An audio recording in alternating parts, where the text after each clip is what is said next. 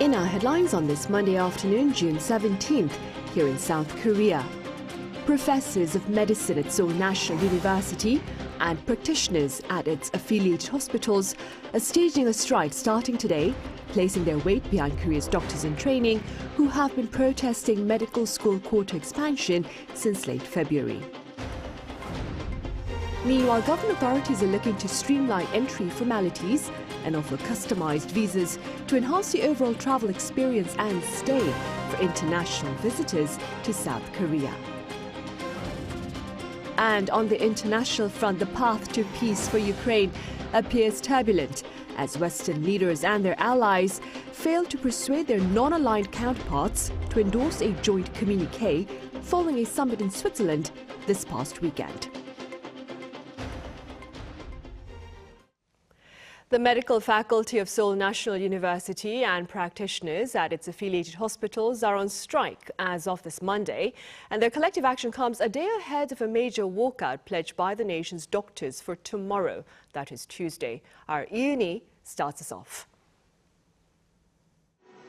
Medical professors at Seoul National University Hospital begin an indefinite walkout starting Monday over an ongoing medical dispute with the government. Professors from 3 affiliate hospitals, including Seoul National University Bundang Hospital, are also participating in the walkout. However, an emergency committee from the hospitals emphasized that essential care would continue for patients with severe illnesses and rare diseases during the period, and estimated an overall reduction in services of approximately 40%. The walkout applies to regular outpatient treatments and scheduled surgeries for patients who can be managed at other hospitals or whose treatments can be delayed without significant impact for the time being. The committee instructed professors who are participating in the walkout to be present and available at the hospital during their scheduled hours. It also held a rally on Monday morning at Seoul National University College of Medicine, which was followed by a symposium under the title The Demise of Expert Groups. The Korea Alliance of Patients organization released a statement on Monday, urging the medical professors to withdraw from taking action. It accused them of using patients' anxiety and suffering as a means to pressure the government and criticized the walkout. On Sunday, the Korean Medical Association presented 3 demands to the government, including reconsidering the medical school expansion and the canceling of administrative orders against medical trainees and students. However, the Health Ministry reiterated the government's position, saying there are no plans for change. This means that the Korea Medical Association will proceed with its plan for a one-day general strike on Tuesday. With growing concerns over the walkout, the government advised hospitals to consider pursuing claims for damages if prolonged action results in financial losses. The government on Sunday also announced plans to reinforce the medical emergency response system. I don't believe all doctors have agreed to participate in a collective strike. I trust that the silent majority will continue to provide care for patients. Based on the government's announcement, a rotational on-call system for emergency cases will be implemented starting Monday in an effort to minimize severe medical disruptions. Yoon, Arirang News. And the government here is looking to streamline entry formalities and enhance the overall travel experience for international visitors to South Korea through the presence of tailored visas. Our correspondent Jin has details. South Korea is ramping up efforts to boost tourism revenue. During an economic meeting with related ministers held on Monday, the South Korean government said that it plans to introduce new visa measures and simplify entry procedures. We will discuss ways to further boost recovery in areas related to domestic consumption, such as tourism. We will address the inconveniences that foreigners experience during the entry process and promote cultural experiences. This comes amid the somewhat sluggish recovery in revenue from tourism. The government mostly attributed this to tourism trends changing after the COVID-19 pandemic, with there being more independent tourism than group tourism and tourists turning to immersive cultural experiences rather than shopping. The government is moving to adapt to these changing trends by pilot testing the K-Culture Training Visa by the end of the year for foreign visitors who wish to experience and learn about K-pop, choreography, and modeling.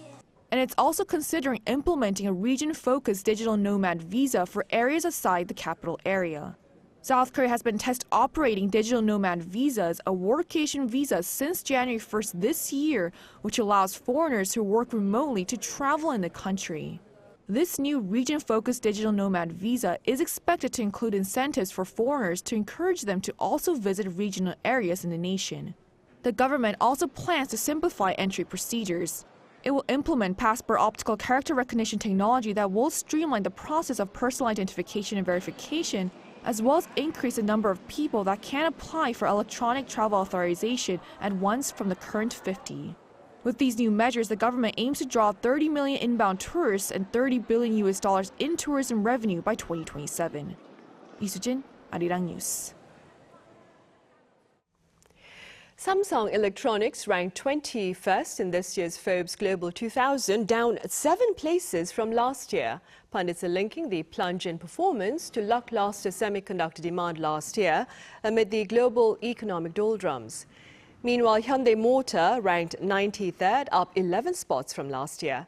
U.S. financial entity JP Morgan Chase ranked first for the second year in a row, followed by U.S. conglomerate Berkshire Hathaway in second place. Every year, Forbes ranks 2,000 global businesses by assessing their sales, assets, and market capitalization.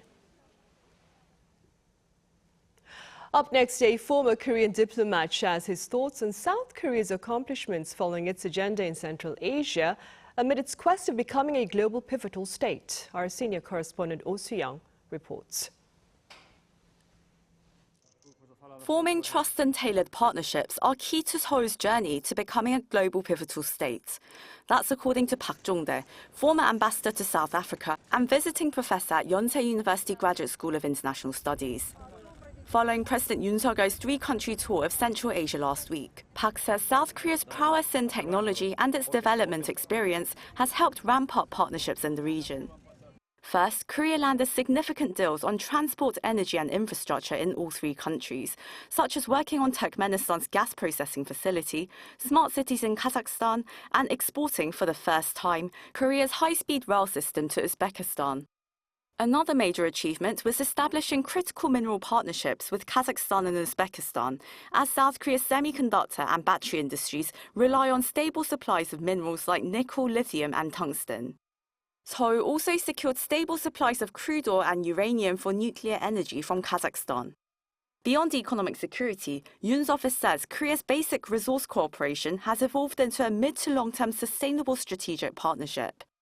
In this regard, key deals were signed on climate action, loans and assistance for development projects, agricultural technology for food security, research and development in cutting-edge fields, along with vocational training and support for young innovators.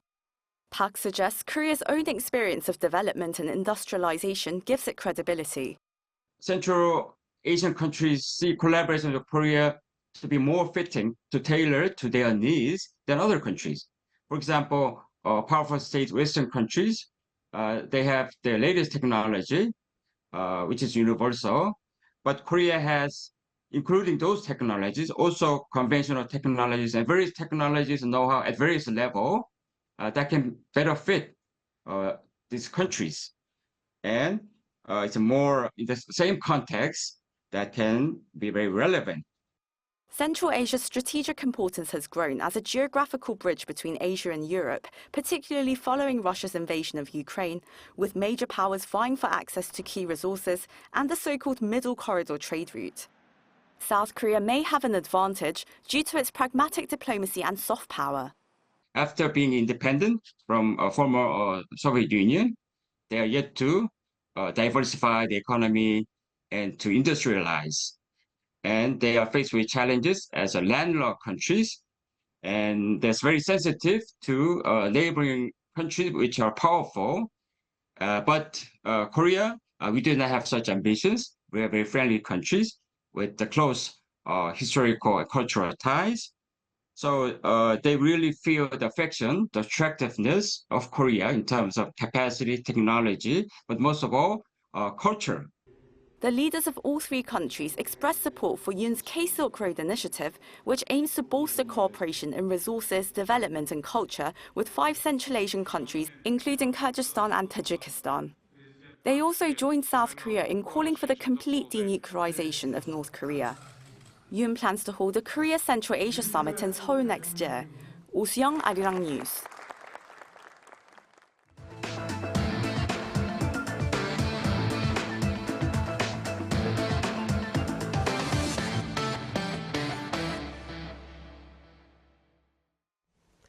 The path to peace for Ukraine appears turbulent as Western leaders and their allies fail to persuade their non-aligned counterparts to endorse a joint communique.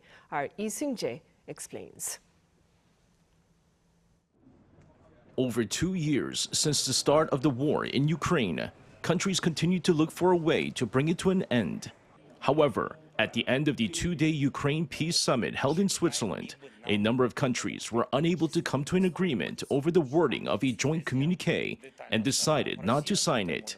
The joint communique was signed by 80 out of 93 participating countries and 3 EU institutions: the European Parliament, the Council of the European Union, and the European Commission. Russia was not invited to the event, and China did not join despite an invitation. Among the countries that decided not to sign the joint communique were members of BRICS, including Brazil, India, South Africa, and the UAE. However, other major countries also decided to take a more neutral stance, including Mexico and Indonesia. The failure to sign comes despite the fact that the joint communique takes into account the participation of BRICS members and does not explicitly condemn Moscow for its actions. Instead, it recalls the Charter of the United Nations, reaffirming its commitment to refraining from the threat or use of force against territorial integrity or political independence of any state, adding that the principles of sovereignty, independence, and territorial integrity of all states, including Ukraine, must be respected. It also condemns any threat to use nuclear weapons, while favoring the protection of Ukrainian power plants, including Zaporizhia, which Russia currently occupies. The declaration also calls for unhindered grain exports from Ukraine, the exchange of prisoners of war, and the return of children and other civilians abducted from Ukraine to Russia. Co-host Switzerland said it's looking into a follow-up event with Russia invited to participate. Jong-Dae, Arirang News. Also, on the international front, there are signs of discord over Israel's military operations in Gaza, especially regarding plans for a daily pause in violence to allow for aid. Our Yoon Jin has more. On Sunday, the Israeli military announced daily tactical pauses in fighting between the hours of 8 a.m. and 7 p.m. local time until further notice. The pause applies to one of the main roads that are vital to delivering aid in Gaza, in the area from the Kerem Shalom crossing to the Salah al-Din road and northwards. The pause during the daytime hours will help facilitate humanitarian aid to Palestinians in areas that have been blocked since Israeli military operations in Rafah began in early May. Outside the daily pauses, the Israeli military will continue operations in Rafah. However, according to an Israeli military officer, Prime Minister Benjamin Netanyahu expressed opposition to the plan, calling it unacceptable.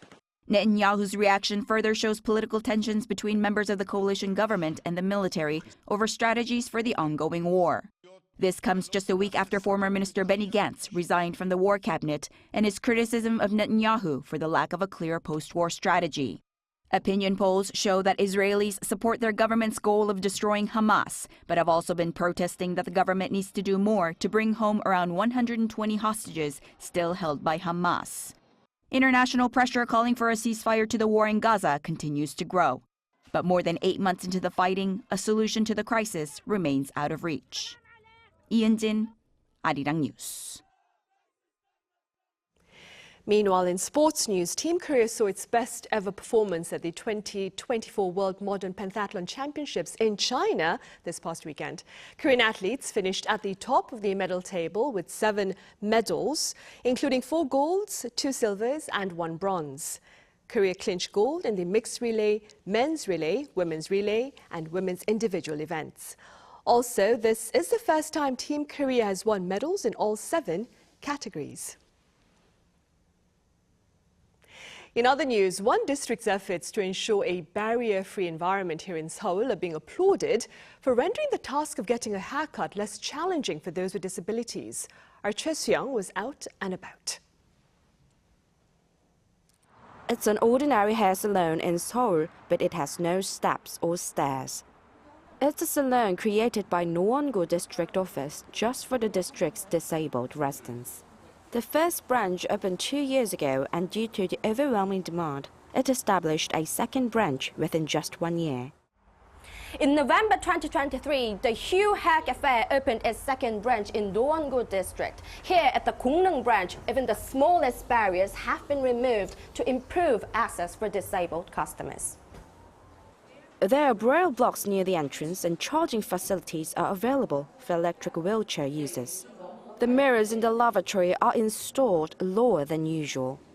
Everything from haircuts to dyeing and shampooing can be done all at once without moving to a separate shampoo room. The cost for a haircut is around $5 and even a perm is less than $14. Data from the Korea Consumer Agency in May shows the average cost for a haircut in downtown Seoul is over $15. Before the Hue existed, the customers' family members usually cut their hair at home or they visited a regular salon once every 2 or 3 years. So good to be here. It's affordable, there's a restroom inside, and I can do everything from cutting to styling my hair all at once. The hair designer said that she just focuses on making customers happy. Serving customers is my job here at the hair shop anyway. I provide the exact same service like others. I'm just a hairstylist. When customers leave satisfied with their hairstyle, it makes me happy. That's all. The Dowon-gu office has been communicating with disabled people and their families about what they need in their daily life. There are several joint bodies for communicating with disabled individuals in our district office.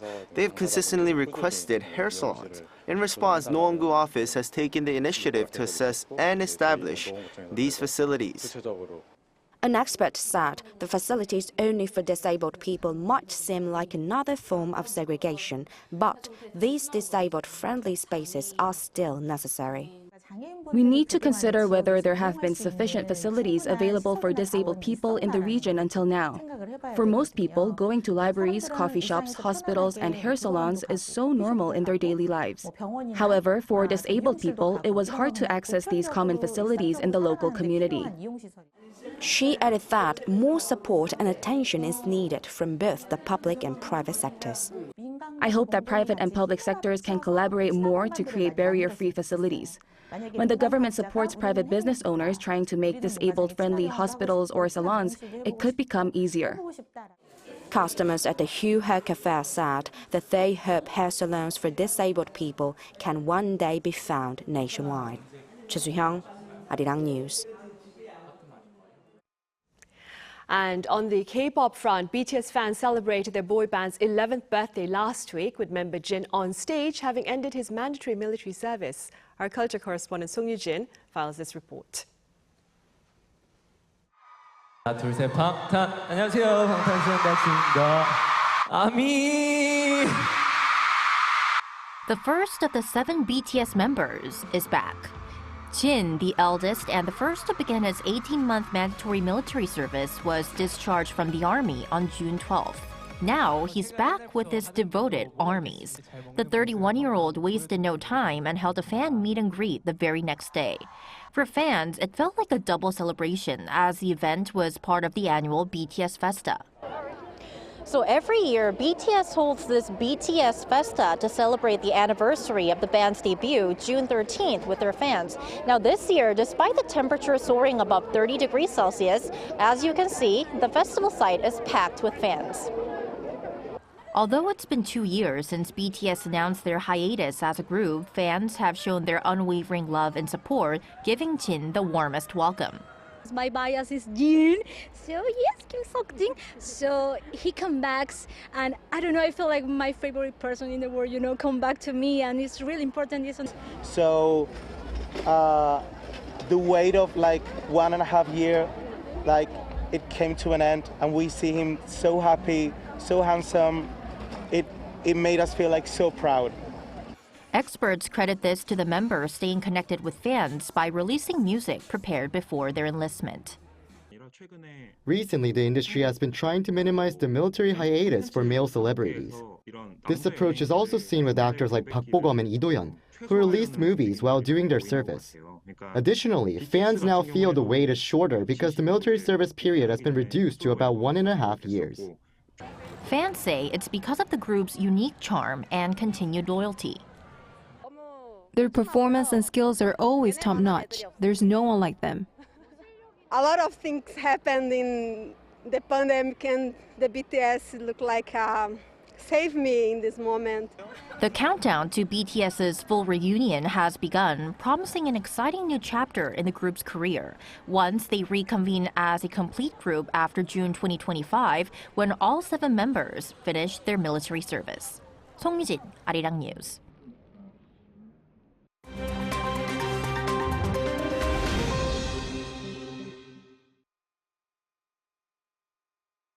Let's take a look at the latest news in the world now. We begin today in the US, where over 1,000 people have been forced to evacuate due to a wildfire in Southern California named the Post Fire, which has burned over 12,000 acres as of Sunday afternoon local time.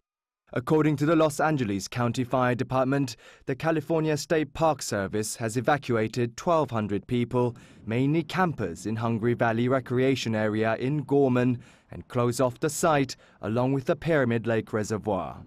According to the California Department of Forestry and Fire Protection, the blaze started on Saturday near the Interstate 5 freeway in Gorman, some 100 kilometers northwest of Los Angeles. Authorities reported that over 300 firefighters, including air tanker crews, are working to contain the fire. While the cause of the fire remains under investigation, CAL FIRE has said that only 2% has been contained as of Sunday. Moving over to Germany, a man with a pickaxe who threatened police officers in the city of Hamburg was shot down by police on Sunday. Police have reported that he is now receiving medical attention. A Hamburg police spokesperson confirmed that the suspect was armed with a pickaxe and also tried to ignite a petrol bomb before being pepper sprayed and shot. While local media reported the incident took place near the Euro 2024 tournament fan zone for supporters of the Dutch football team, a Hamburg police spokesperson stressed that they are assuming it to be, quote, an isolated case, which means it is not football-related. A group of around 20 people broke into a jewelry store in Sunnyvale, California last week, smashing display cases and running off with stolen items. The robbery took place last Wednesday in broad daylight at 1:27 p.m. local time, targeting the P&G jewelers. The suspects fled in groups in multiple vehicles before police arrived, but the police reportedly only managed to spot 2 of the vehicles. While on the chase, officers lost sight of one of the vehicles, while 5 suspects in another vehicle were apprehended after attempting to flee on foot. According to the Sunnyvale Department of Public Safety, the 5 arrested suspects were booked into the Santa Clara County Jail and faced charges including armed robbery, felony vehicle evasion, resisting arrest, burglary, and vandalism. Kim Seong, Arirang News.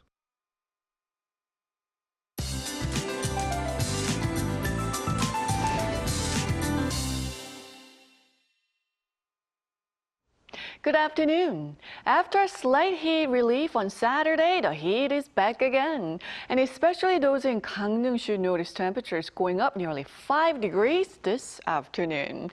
And it will keep getting hotter through the midweek, with a chance of record-breaking warmth in store on Wednesday for most parts of Korea.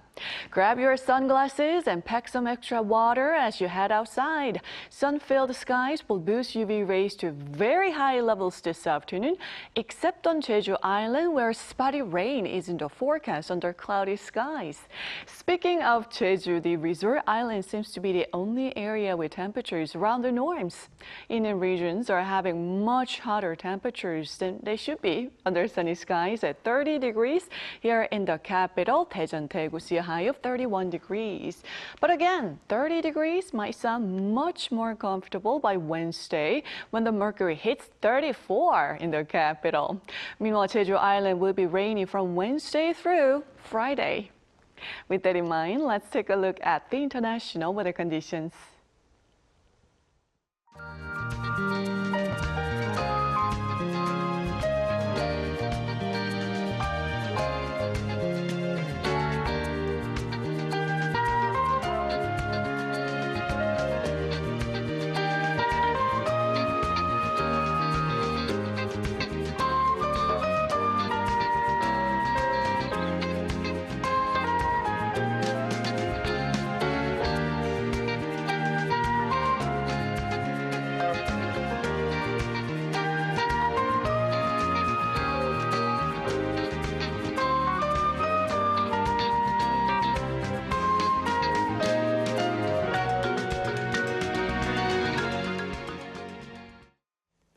And those are the headlines at this hour here in Korea. Coming up next is our daily panel session, and today we have our foreign journalists touching upon Korea's recent summit engagements in Central Asia.